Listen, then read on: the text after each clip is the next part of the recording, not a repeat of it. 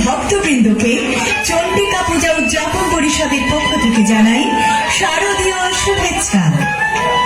আপনাদের সহযোগিতা ও ভালোবাসায় আমরা সফলতার দ্বিতীয় বর্ষ পেরিয়ে তৃতীয় বর্ষে পদার্পণ করলাম। আগামী দিনগুলোতে আপনাদের অকুণ্ঠ সহযোগিতা কামনা করছি।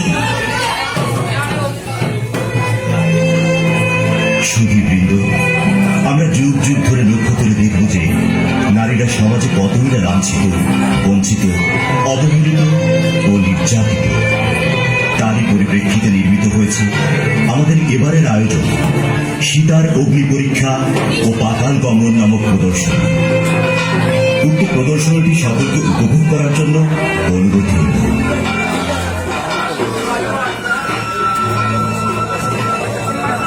সম্মানিত সুধী, আমরা সকলেই রামায়ণ সম্পর্কে অবগত আছি, আর সেই রামায়ণ কাহিনীর সামান্য একটি অংশ থেকে আমাদের এবারের প্রদর্শনী সাজানো হয়েছে।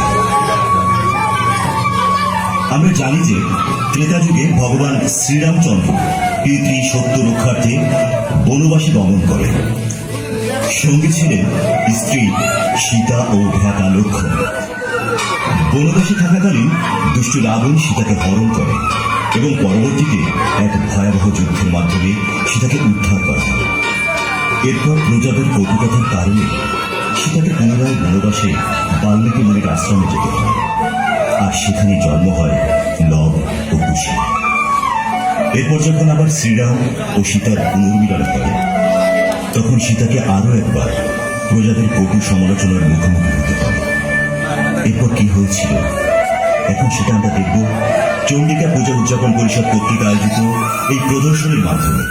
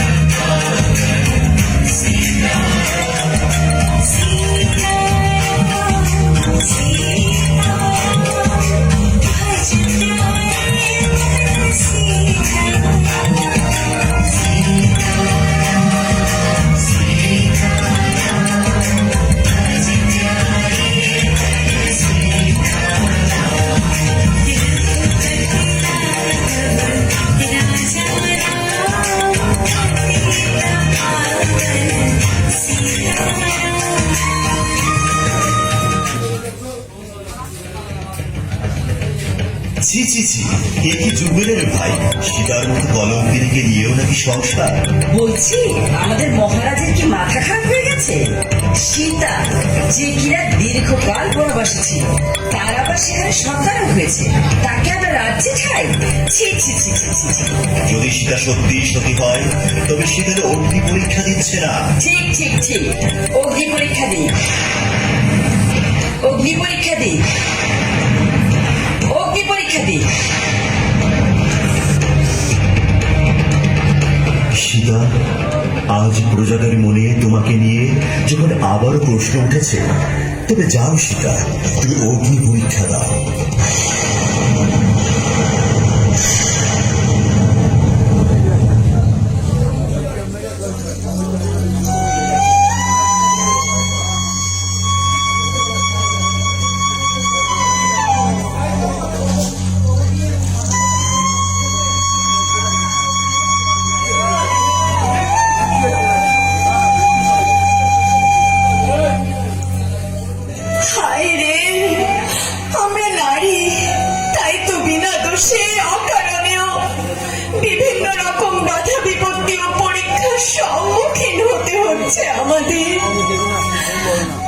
যখন প্রজাদের মনে আমাকে নিয়ে সংশয় উঠেছে, তবে ঠিক আছে, আমি দিলাম অগ্নি পরীক্ষা।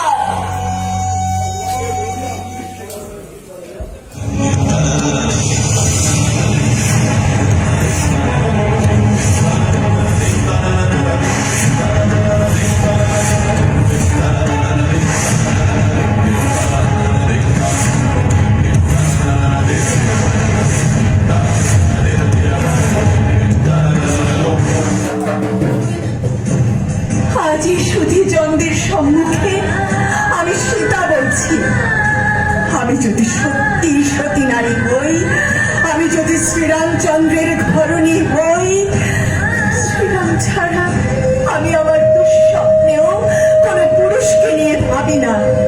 যদি এ কথা সত্যি হয়, তবে আজ ভগবতী বসুমতী আমাকে তার কোলে স্থান দিক।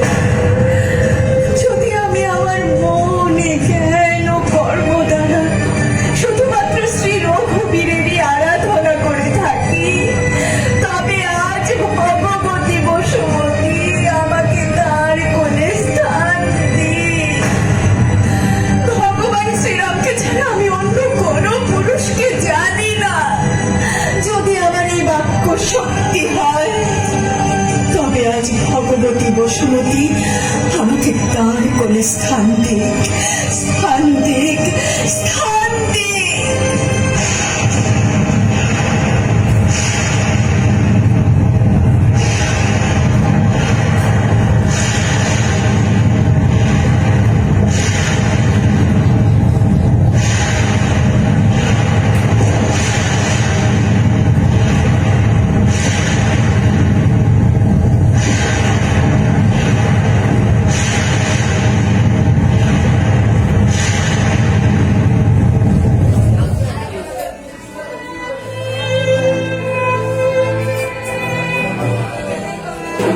মা, মা গো, এই ধরনীতে পরীক্ষা দিতে দিতে আজ আমি ক্লান্ত হয়ে পড়েছি। তুমি আমাকে তোমার কোলে স্থান দাও মা, আমাকে তোমার কোলে স্থান দাও। পুত্রী, তোমার ডাকে সাড়া না দিয়ে আমি আর থাকতে পারলাম না পুত্রী। মায়ের কৌত সন্তানের জন্য সর্বদাই খোলা। এসো পুত্রী, এসো, আমার কোলে চলে এসো। না মাতা না, আমাদের এভাবে ছেড়ে আপনি যাবেন না। আপনি চলে গেলে আমরা কার কাছে থাকবো? প্রিয় পুত্রগণ, তোমরা দুঃখ করো না। তোমাদের আমি তোমাদের পিতার হাতে তুলে দিয়ে যাচ্ছি। মনুষ্যের জন্য পিতাই হলো সবচাইতে বড় দেবতা, আর পিতার সেবা করা সন্তানের জন্য বড় ধর্ম। তোমরা তোমাদের পিতার সেবা করো পুত্র। মাতা, আমাদের ক্ষমা করে দিন মাতা। আমরা নির্বোধ, আমরা পাপী, আমরা অপরাধী। আমাদের এত বড় শাস্তি আপনি দেবেন না মাতা। দয়া করে আমাদের ক্ষমা করুন। আপনি ফিরে আসুন মাতা, আপনি ফিরে আসুন মাতা, আপনি ফিরে আসুন, আপনি ফিরে আসুন। মহারাজের কাছে আমার প্রার্থনা, প্রজাদের দোষ ভুলে তাদের লবকুশের ন্যায় পুত্র সমভেবে লালন পালন করবে।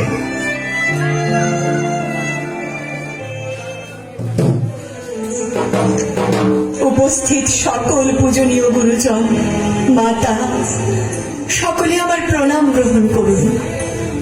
রঘুনন্দন, আপনার শ্রীচরণে আমার প্রণাম স্বীকার করুন এবং সেই সাথে আশীর্বাদ করুন যে এই জন্মের পর যদি আর কখনো আমার জন্ম হয়, তবে আমি যেন সে জন্মেও আপনাকে পতিরূপে পাই।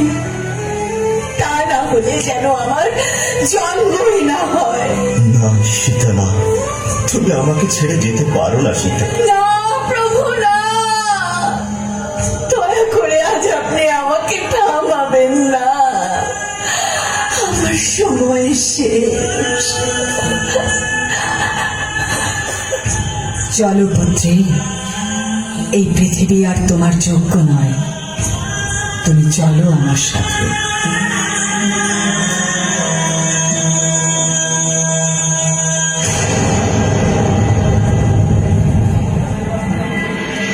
না সীতা, না, তুমি আমাকে ছেড়ে যেও না।